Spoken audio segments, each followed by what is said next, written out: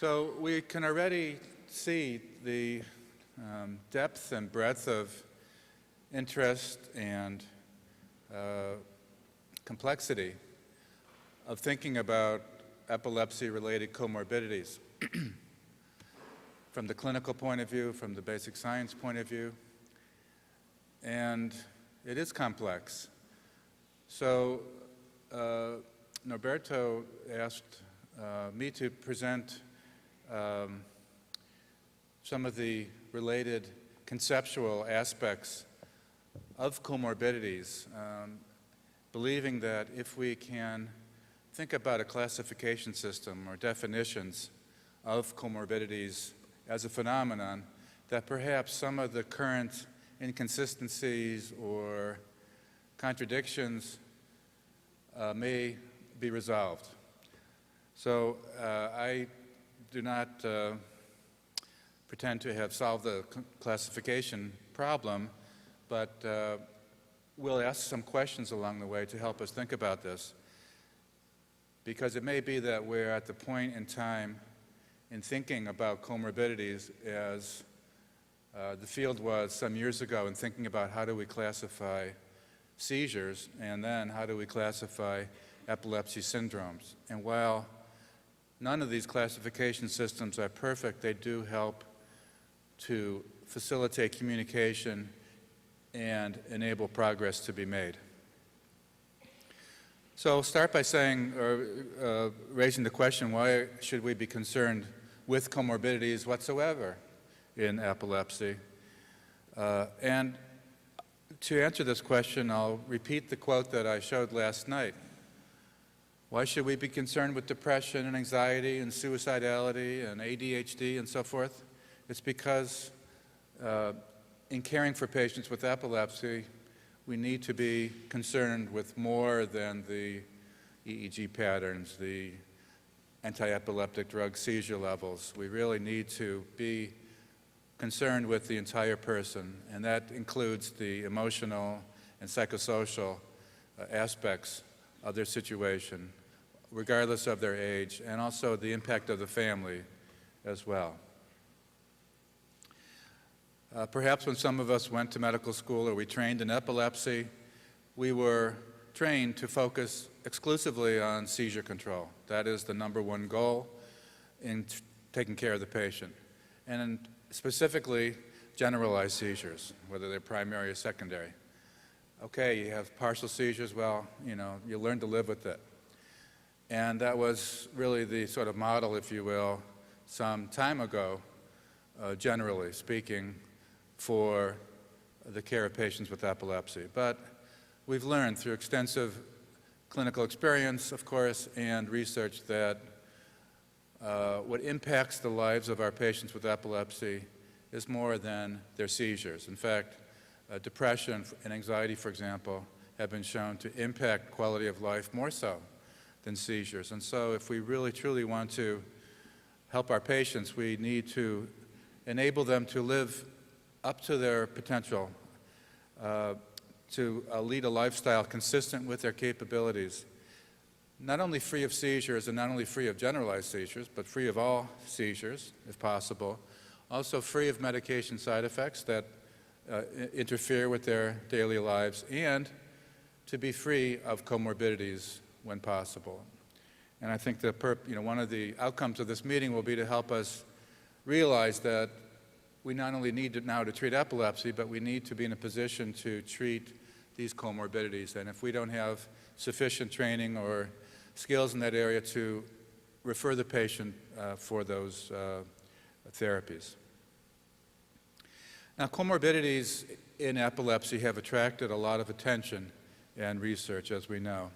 And for example, the National Institute of Neurologic Disorders and Stroke, an institute of the National Institutes of Health in the U.S., has sponsored a series of Curing Epilepsy conferences. These were done in conjunction with many stakeholders in the epilepsy community, as well as other federal agencies. And the overall purpose of these meetings is to assess the state of epilepsy research and thereby to identify gaps or unmet needs and to develop new directions to meet those unmet needs. And the strategy that the meetings have used to identify research gaps is to identify what are called the epilepsy research benchmarks, which served as goals for the entire epilepsy community to rally around that were believed to represent opportunities for leading to actual cures for the epilepsies as defined by no seizures, no side effects, and prevention of the development of epilepsy in patients at risk. One of the benchmarks was with respect to comorbidities. So this was a very significant recognition of the importance of comorbidities. And specifically, the benchmark was to prevent, limit, and reverse comorbidities that are associated with epilepsy and with epilepsy treatment.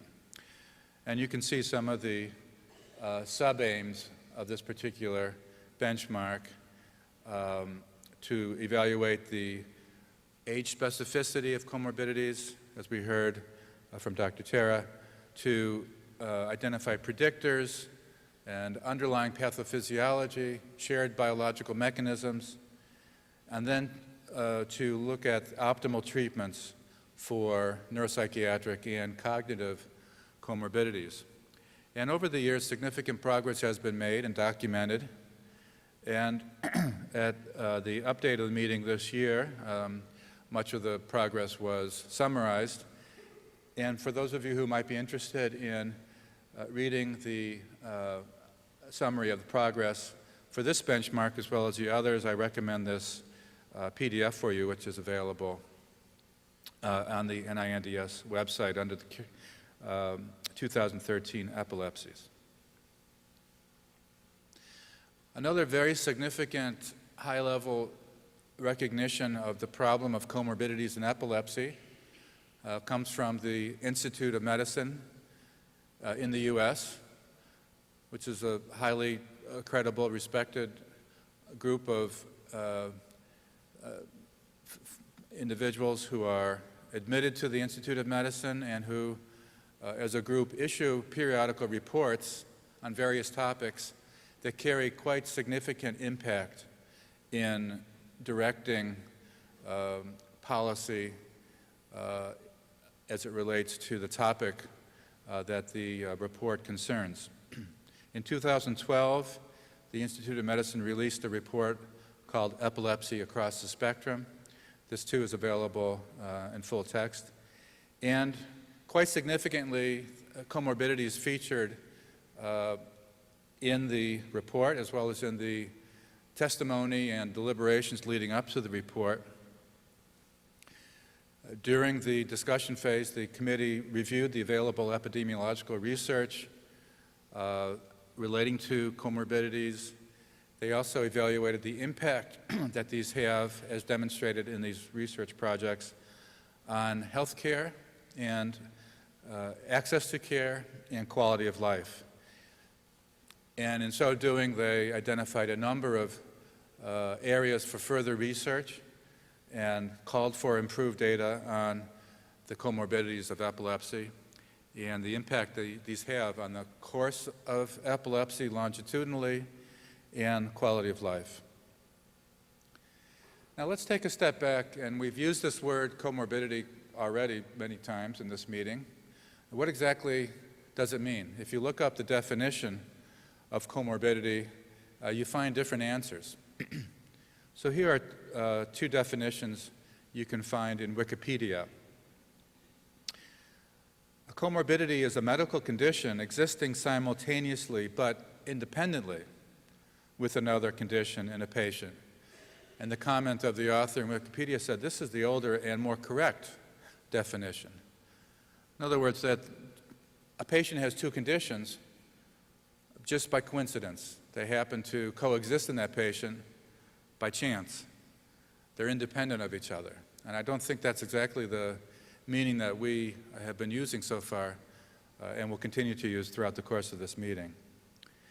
The second definition, which they say is newer, non-standard, and less well accepted, is perhaps one that we relate more to here. That is, a medical condition in a patient that causes or is caused by, in other words, a bidirectional relationship, or is otherwise related to another condition in the same patient, meaning that it's more than coincidence that the two conditions are interacting with one another, whether it's a cause and effect or in some other way. Another definition you can find from Medi Lexicon is closer to the first definition we had. A comorbidity is a concomitant but unrelated pathologic or disease process. In other words, that coexists with something else in the patient. Again, I don't think this is really what we're talking about at this meeting. What about the Institute of Medicine? Well, they defined comorbidity as the co-occurrence of two supposedly separate conditions, but that are occurring at above chance levels in the same patient, suggesting that there is, in fact, a relationship between the two conditions, that it's more than just chance. Now, when you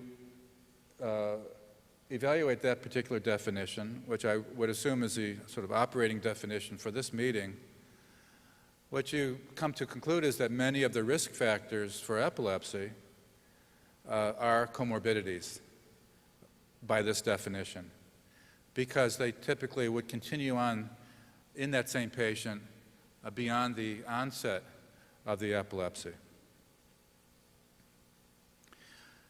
The Institute of Medicine not only provided that definition of comorbidity, but then they listed a number of comorbidities for epilepsy, dividing them into various categories. So here we see somatic disorders that were felt to be comorbidities.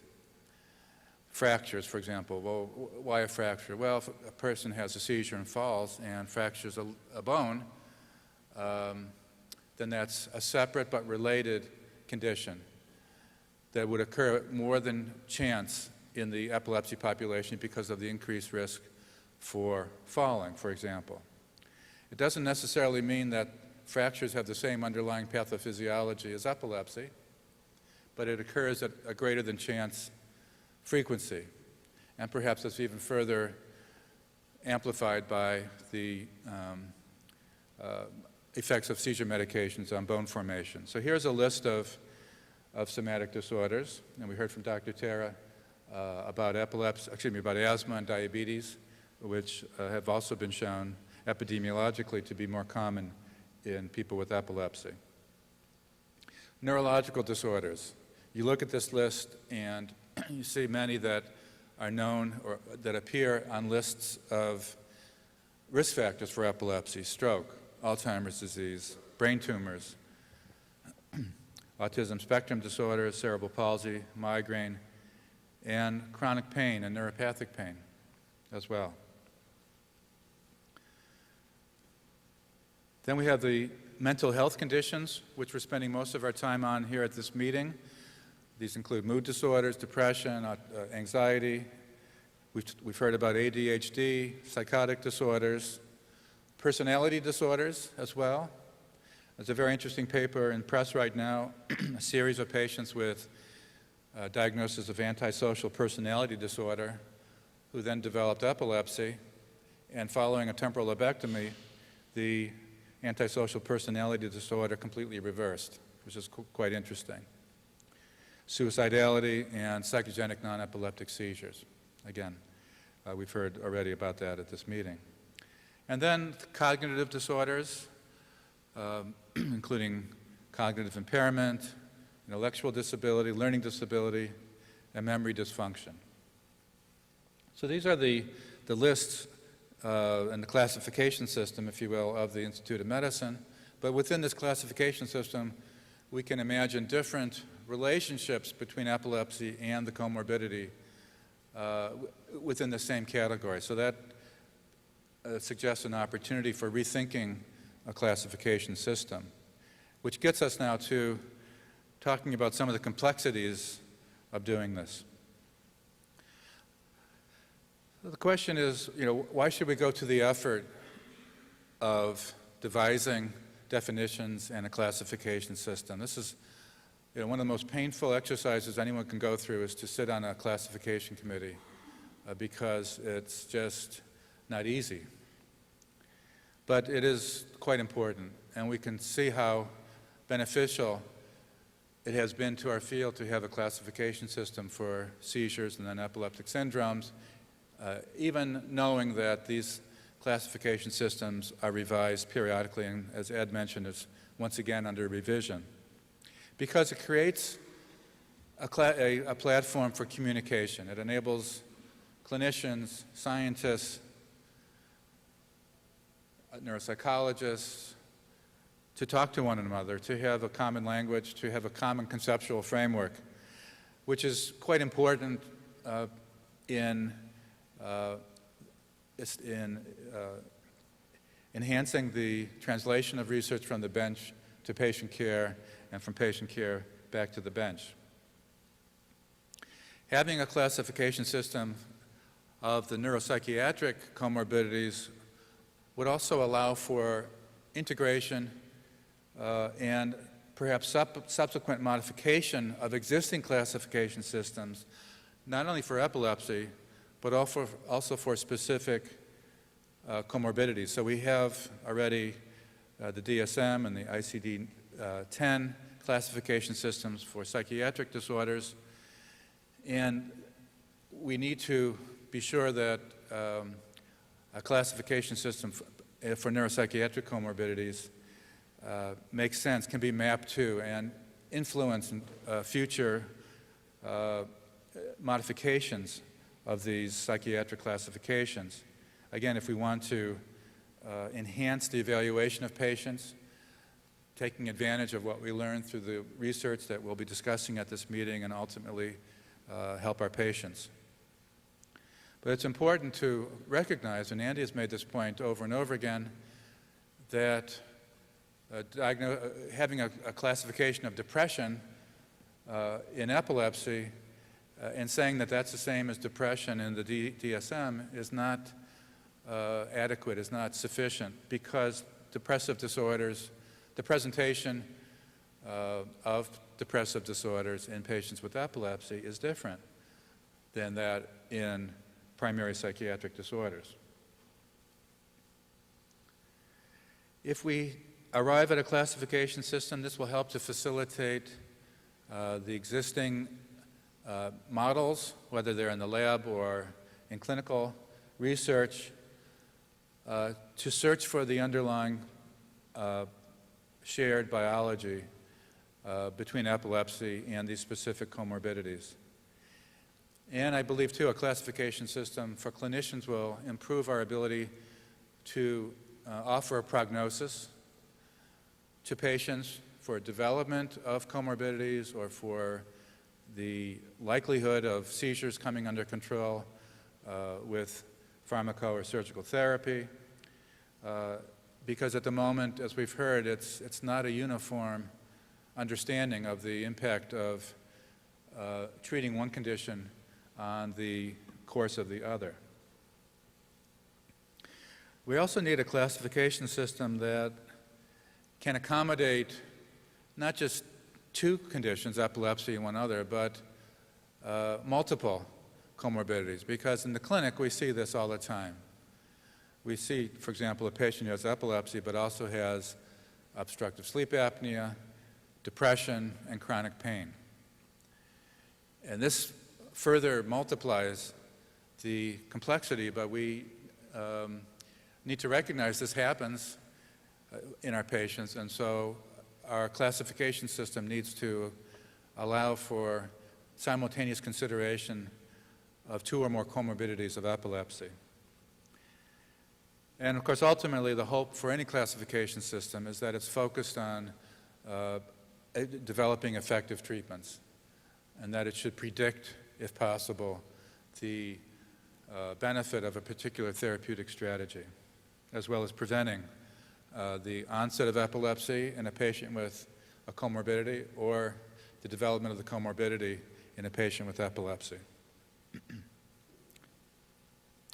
Now, one of the questions to ask and one of the complexities is, Does a symptom qualify as a comorbidity? Or should a comorbidity be a disease process? We saw on the list of the Institute of Medicine symptoms as well as diseases. Some of these symptoms included suicidality, psychogenic non-epileptic seizures, memory dysfunction. These are symptoms of underlying pathology. If the goals of comorbidity research, as we've discussed, are to understand the shared pathophysiology between epilepsy and the comorbidities, it's sufficient to use symptoms as comorbidities? Or should we focus on the diseases that manifest as those symptoms? If we focus only on symptoms, in other words, will we miss opportunities to achieve the goals? For example, the psychogenic non-epileptic seizures is a symptom, just as seizures themselves are symptoms. Psychogenic non-epileptic seizures can be a symptom of a variety of different psychiatric disorders, including somatoform dissociation, borderline personality disorder, post-traumatic stress disorder, conversion disorders, and adjustment disorders, each with its own set of risk factors, symptom expression, therapeutic approaches, and so forth. So as we conceptualize a classification system, should we include psychogenic non-epileptic seizures in that classification, or should we include and focus on the associated psychiatric diagnosis? Again, if the goal is to drill down, if we can, with research methods as to the common link between epilepsy and the comorbidity. I just raise this as a question. When it comes to epilepsy, is it sufficient to say that depression is a comorbidity of epilepsy and leave it at that, or do we need to drill down and become more granular with what we mean when we say epilepsy? Because as we all know, epilepsy is a collection of dozens, if not more, conditions. Do we need to specify the age of onset? Are comorbidities different in some fundamental pathophysiological sense in childhood than they are in elderly patients, for example?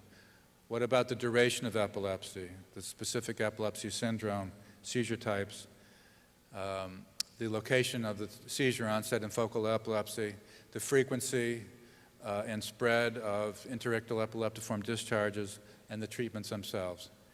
Because perhaps each of these modifiers may influence the development of comorbidities, theoretically, or conversely, comorbidities may influence the expression of epilepsy in different ways, as reflected by these and other, perhaps, epilepsy-related variables. Let's take the case example, for example, of depression. We heard quite a bit about this already from Andy, and he'll be speaking again about depression on Saturday, and others as well. And one of the earliest physicians who recognized the connection between depression and epilepsy was Hippocrates, who wrote that melancholics, meaning people with depression, ordinarily become epileptics, and epileptics melancholics. So already he recognized a bidirectional relationship. And he offered a theory, which perhaps we can update by now. Now, depression would appear to satisfy the Institute of Medicine definition of comorbidity because, as Hippocrates observed and others have confirmed more recently, it is a risk factor for the development of epilepsy. But what does that mean? What does it mean when condition A precedes condition B? Well, it can mean a direct cause and effect relationship as shown here on this slide.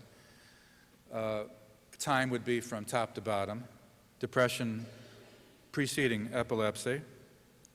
So we see that here epilepsy is a direct consequence of depression, perhaps because depression in some way facilitates epileptogenesis. So it may be theoretically possible to prevent epilepsy in this formulation once depression is recognized. But here's a somewhat different theoretical possibility for depression appearing clinically before epilepsy, and that is they're both due to the same underlying process, here called process A. For example, when you strike a match, you have smoke and you have heat. But the heat doesn't necessarily cause the smoke, nor the smoke the heat. They're both caused from the same underlying process. And the implication here is that treating the depression may not necessarily prevent the clinical development of epilepsy. A third possibility, which is a little more complicated, is that you have two separate processes, one predisposing to epilepsy, the other to depression. And that when depression occurs in this conceptualization, something about the depression accelerates or enhances the process underlying epilepsy. For example, if depression leads to a sleep disorder that unmasks the epilepsy. So you can see already that these three ways of conceptualizing the temporal sequence of two conditions speaks to the complexity of understanding a relationship that is not necessarily cause and effect. And there are probably other ways too. These are just three fairly simple possibilities. So I believe our classification system needs to recognize that there may be a difference between ways in which condition A, in this case depression, can appear clinically before epilepsy. And furthermore, that there may be differences if depression follows the onset of epilepsy or follows the cessation of seizures, as can occur with complete response from seizure medication or resective surgery.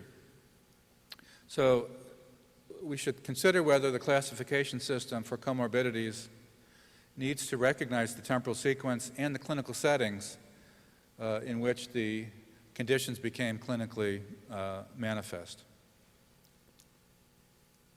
And finally, I would just like to present a theoretical construct for neuropsychiatric comorbidities. This is taken from a paper by Lynn, whose work we already saw this morning in conjunction with Bruce Herman and his group, because we may need to start the classification system approach from a particular theoretical construct. And here is their proposal for such a conceptual framework that recognizes the interrelationship between epilepsy, underlying brain disorders, epilepsy syndromes, brain development, early in life or aging, late in life, the influence of genetic factors, social, environmental factors, all of which impinge and influence and modify the expression of neurobehavioral or neuropsychiatric comorbidities. It becomes increasingly complex very quickly. And like as in any classification system, there may need to be some compromises made in order to keep this workable and pragmatic in order to achieve the goals that we set forward.